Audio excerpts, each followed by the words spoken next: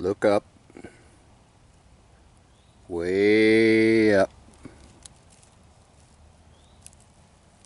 Some of the older viewers, you get that. Most of the younger ones don't have a clue. This is opening day of turkey season, Michigan. I figured I'd give a little rundown of my gear.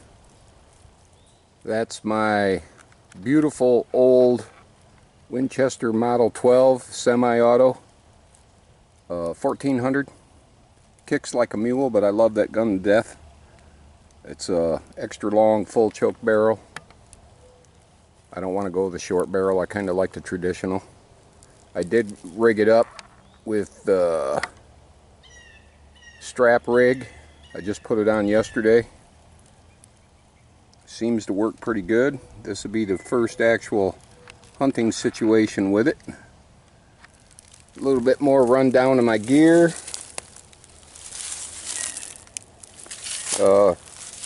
I have the little short sling chair with the short legs on it because my old bones can't sit on the ground too much anymore.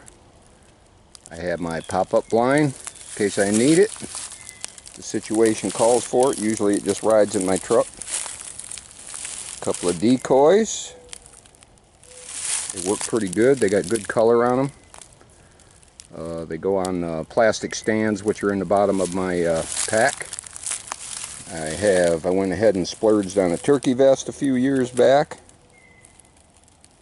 That's, you know, you don't have to carry an extra backpack. Everything's in there to go. Bullets, all your calls. I hang with my flashlight, my tripod, my range finder. In case one hangs up just a little bit out and it's a trophy bird, I want to know the range before I shoot.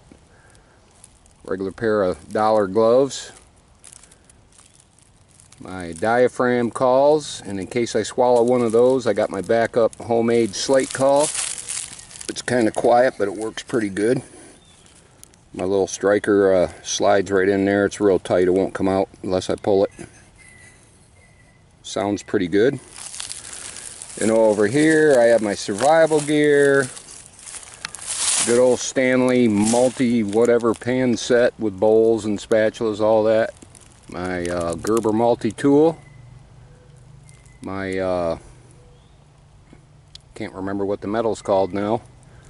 With the striker and the flint and the magnesium rod, that's it.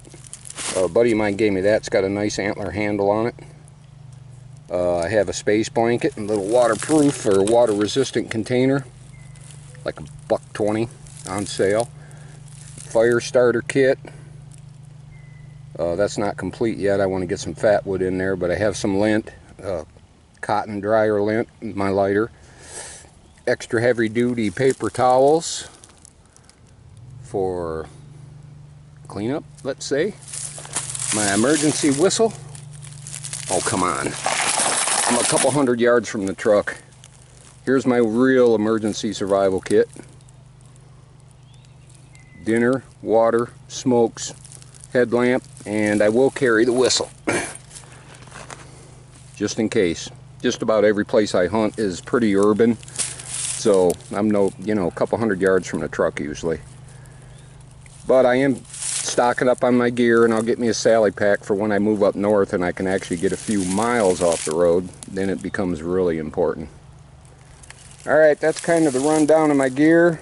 It's in the middle of the afternoon right now, an opening day. I'm just kind of getting my stuff together. I'm going to go do some scouting. I have a tree stand left over from from deer season. It's over there across the road in the middle of a swamp. I want to go recover that and get it out of the woods. I'm a little past due, but I was busy watching YouTube, so sorry. But I'll get it out of there. And just kind of spend the afternoon running around in the woods. See what kind of turkey sign I can come up with. I'll turn you on if anything interesting comes up. See you in a bit. Alright, made it to my tree stand. Bonus, it's actually still here. Public hunting grounds, you know. I'm out in the middle of an old beaver swamp. Actually a beaver lake. The main creek is right over there. You can probably just see the line. You can't really see the water. Well, here you can. Let me try to zoom past that tree. There's the water line. And I'm hearing a turkey over that way, gobbling, which is awesome. There's a great spot over there, a little overgrown, brushy field. Might have to hit that in the morning.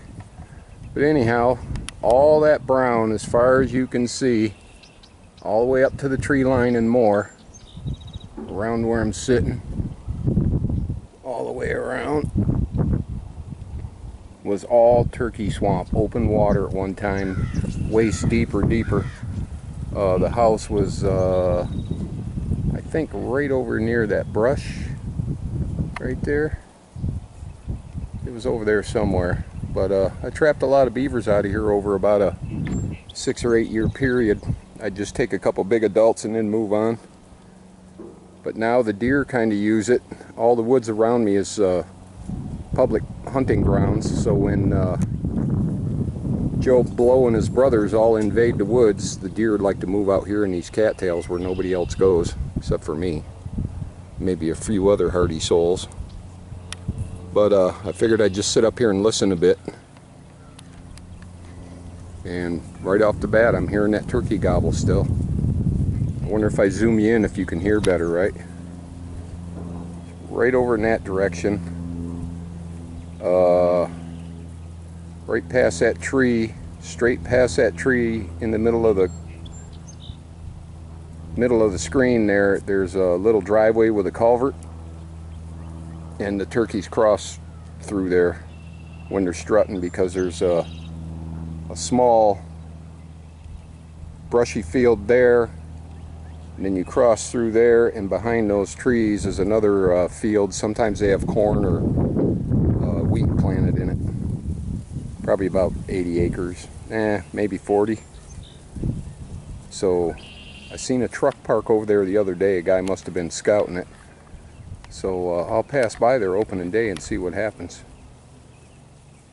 I'm gonna, if I brought my turkey call, I'm gonna call that turkey, see if I can get him on that ditch bank, maybe get some pictures.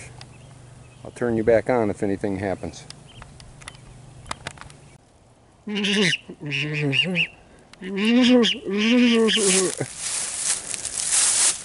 Oh God, there it is. Whew! I was getting worried there for a minute. Well, I made it out of the swamp. Back to my truck. I got my stand. Holy crap, am I sweating. But I heard that turkey gobble across the swamp. And oh, by the way, I forgot to mention, that used to be a duck hunting mecca. Holy smokes. It was great for about 4 or 5 years. Well, until everybody caught on. Anyhow, I'm going to go down there. I'm going to go in light. I'll just take my gun, one decoy, and a couple of diaphragm calls, and see if maybe I can get Mr. Tom Turkey looking for love in the afternoon. Alright, I'll turn you back on in a few. Have a good one. Yeah, I know it's pretty messy, yeah. Alright, see you in a minute.